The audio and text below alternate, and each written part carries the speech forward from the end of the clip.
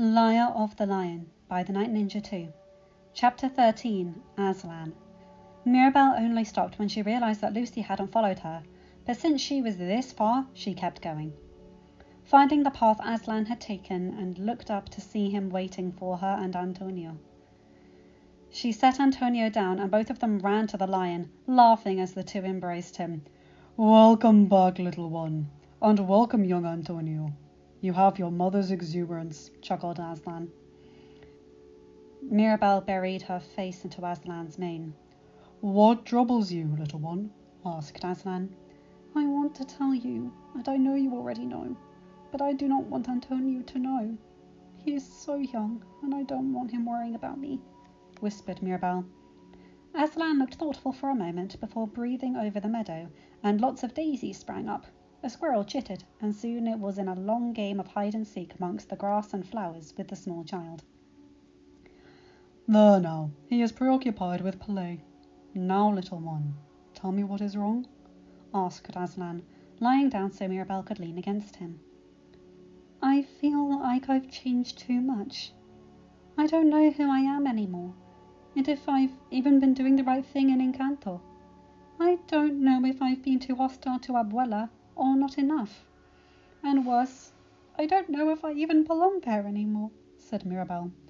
"Little one, you came to Narnia because a dear friend of mine wanted you to grow up feeling loved. It is he that opened the doorway for you to first come here. Your grandmother has often pleaded for her eyes to be opened, but it is she who has sewn them shut. You have tried to open her eyes to you and the wrongs she has been committing, but you can only do so much.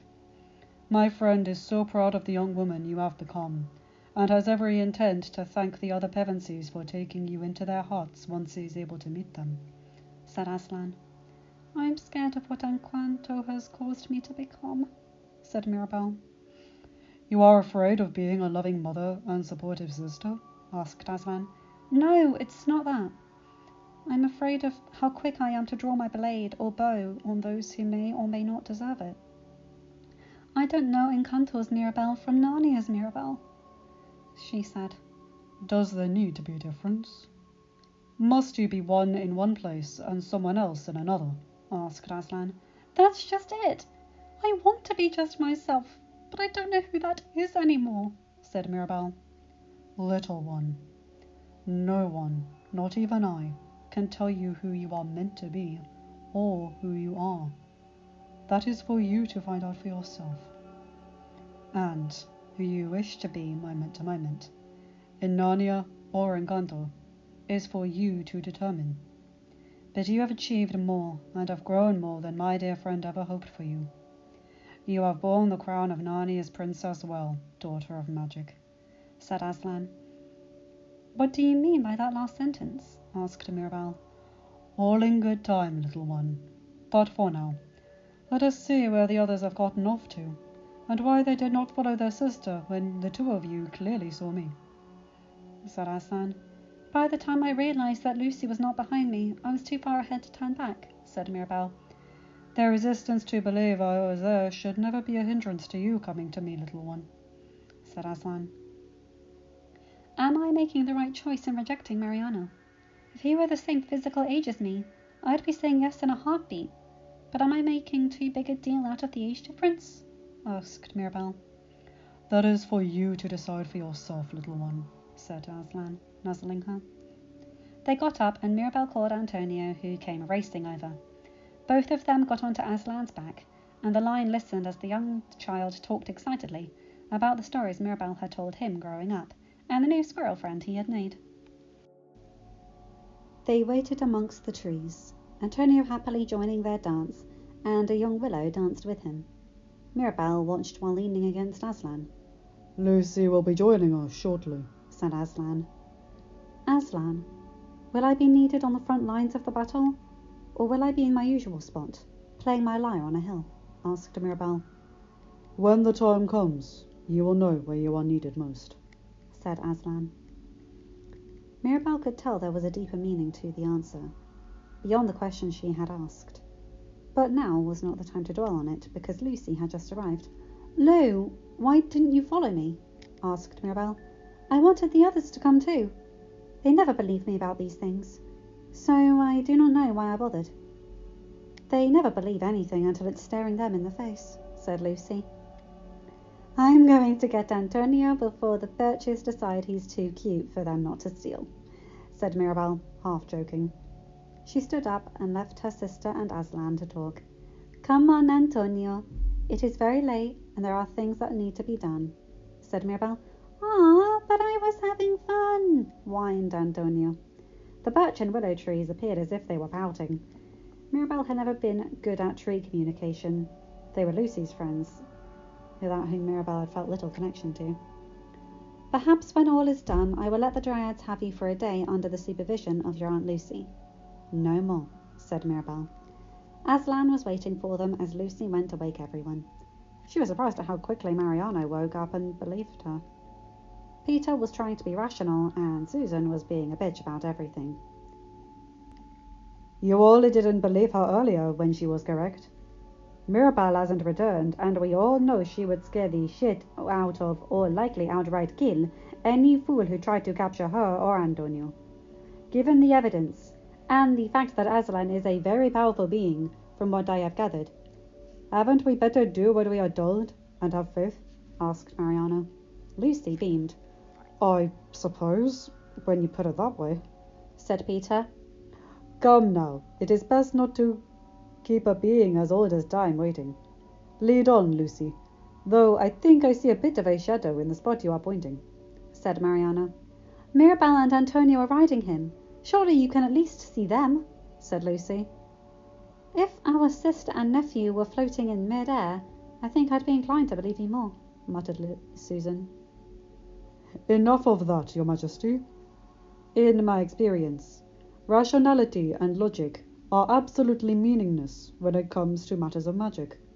Mirabella's aunt controls the weather with her emotions.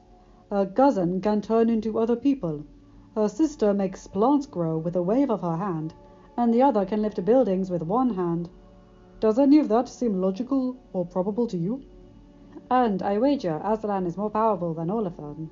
So it is by no stretch of the imagination that he can be invisible to those too stubborn to believe he is there, said Mariano sternly to Susan. Everyone just stared between the two. Now, I suggest you apologize to Lucy, and get off your high horse. Mirabel does not need another stuck-up sister.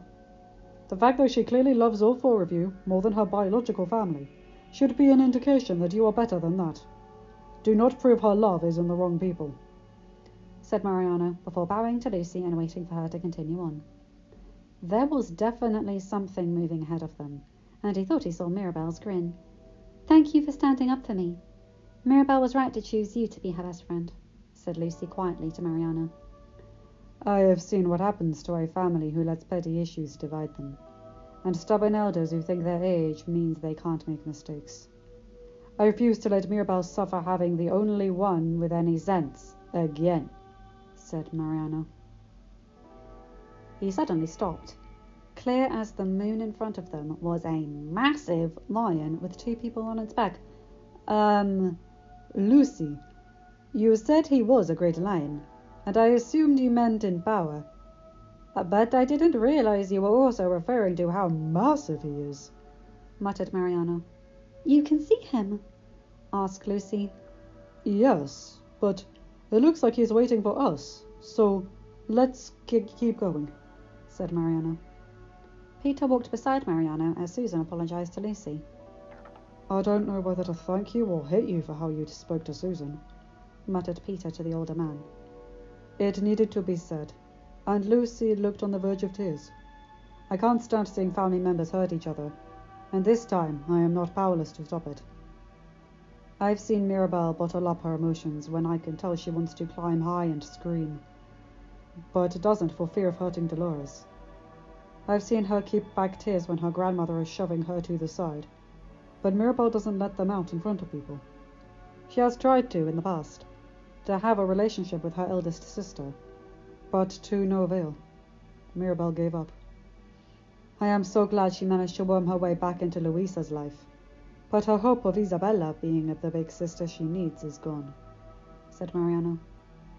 She wanted Isabella to be like Susan, Mirabel and Susan were very close, but not as close as Mirabel and I, but certainly closer than she ever was to Edmund or Lucy, said Peter. I lost the opportunity to be as close to her as you were when I was being a bastard from the beginning, said Edmund. They continued to follow Lucy and Mariano until all of them except for Trumpkin could see Aslan. Mirabel had gotten off Aslan's back with Antonio, seemingly out of nowhere for the dwarf and giving him quite the fright. Antonio laughed until he got the hiccups when Aslan played around with Trumpkin. Son of Earth, shall we be friends? Asked Aslan. Yes, spluttered Trumpkin. Dawn rose behind Mirabel, catching her tiara as it had long ago. She could feel the warmth of the sun on her back. Her sisters had gone off with Aslan to finish waking the trees, and had taken Antonio with them, because it was safest to be close to Aslan, and the men had descended into a mound to deal with something. Mirabel could feel the evil magic below her. It clashed horribly with the ancient magic around the table. She did the only thing she felt was right for the moment. Played her lyre. The sound penetrated deep into the howl. The hag, Knickerbrick, and the werewolf suddenly froze as a rush of terror pulsed through them.